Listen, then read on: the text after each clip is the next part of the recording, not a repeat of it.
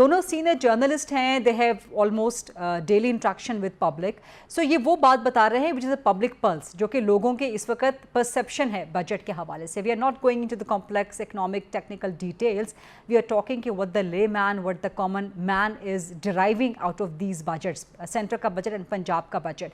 खासतौर पर जो तनख्वाहदार तबके पे टैक्सेस मज़ीद लगाए गए हैं, हुकूमत के अपने इत्तेहादी उससे नाखुश हैं। कराची वाले कह रहे हैं, MQM वाले कह रहे हैं कि जी आपने तनख्वाहदार तबके को मज़ीद पीस देना है तो कराची में पहले ही स्ट्रीट क्राइम्स इतने बढ़े हुए हैं, वहाँ पे जराइम मज़ीद बढ़ जाएंगे। डॉक्टर खाकान साहब,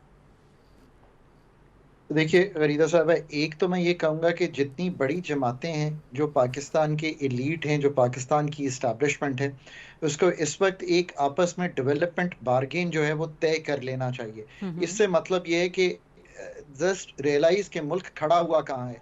मतलब अगले साल एक बड़ा मालियाती खसारा, पिछले 4 साल तसलसल से एक बड़ा मालियाती खसारा, IMF doctor of the last resort की डिपेंडेंस, पाकिस्तान की बाकी ममालिक पे डिपेंडेंस कि 22 अरब डॉलर हर साल कलेक्ट हो जाएं, पाकिस्तान का low tax to GDP ratio, Pakistan का low investment to GDP ratio, ये है पस मंजर जिसमें एक बजट प्रेजेंट किया गया।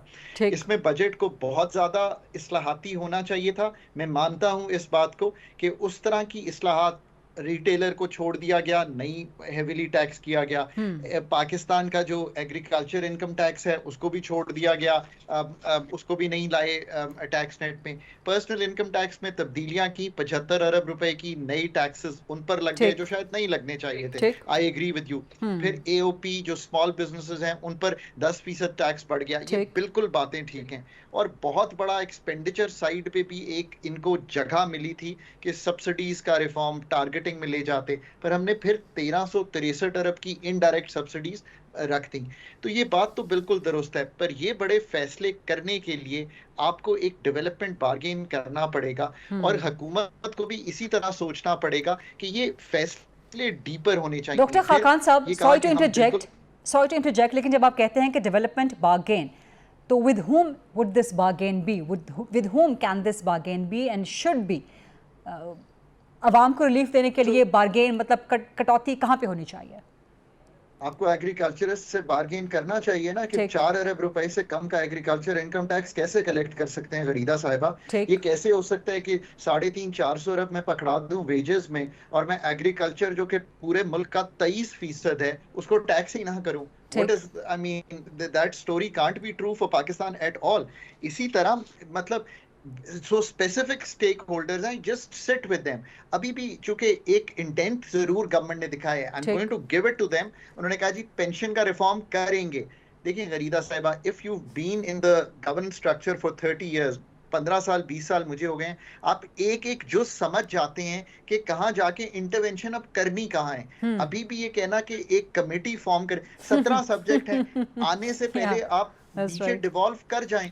So, you know, मैं आपको एक बात कहूँगा, the कौम ये कहती है make the hard calls, don't take the easy route, we don't want to take the easy route, and that is जो अगर कौम की असल पल्स आप समझे ना, तो वो कहती है जो आप करना चाहते हैं वो कर लें, इससे अगर लॉन्ग टर्म प्रोस्पेरिटी आती है तो ले ले। फिर एक बात नहीं डॉक्टर खाकान साहब, मैं दोबारा आपको माजरत के साथ इंटरजेक्ट करूंगी। कौम अब बिल्कुल तैयार नहीं है। कौम कहती है मुश्किल फैसले जो करने हैं हुकूमत अपने एंड पे करे, अपने शहाना खर्चे कम करे। अवाम का तो आप मजीद से मजीद गलत घोंटे चले जा रहे हैं। पेट्रोल की प्राइसेस आप कम करते हैं, वहां से लेवी आप बढ़ा देते हैं, बावजूद इसके कि इंटरनेशनल मार्केट में प्राइसेस जो है वो डाउन चली जा रही हैं। आपने बहुत अच्छी बात, मैं यही कह रहा हूँ, कौम ये कह रही है कि make the hard calls on the agriculture income tax, on the retail tax of Pakistan, to make those hard calls.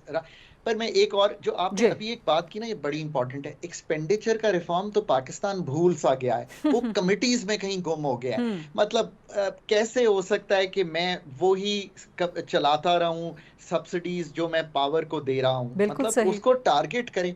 Pakistan का इनकम सपोर्ट प्रोग्राम बढ़ा है। अब मैं कुछ चीजें अच्छी भी कहना चाहता हूँ, थोड़ा सा कौम को तकवीयत मिले। रीदा साहब, एक तो है कि लार्जली इन लाइन है with the fund discussions, and I know that because जो डॉक्यूमेंट्स फंड की तरफ से आए थे उनकी इन लाइन है बजट। आपका शायद जुलाई में स्टाफ लेवल एग्रीमेंट हो जाएगा। वो जो स्टेबिलिटी इस वक्त करेंसी में, रिजर्व्स में दिखाई दे रही है, इन्फ्लेशन डाउनवर्ड ट्रेंडिंग है, so that's a stabilizing news for Pakistan as a ठीक whole, alhamdulillah. Number 2, income support में अच्छी पैसे बढ़े हैं, सो जो BISP में 10 मिलियन फैमिलीज का फिगर है, so they will be help, wages की रिलीफ ठीक अच्छी है।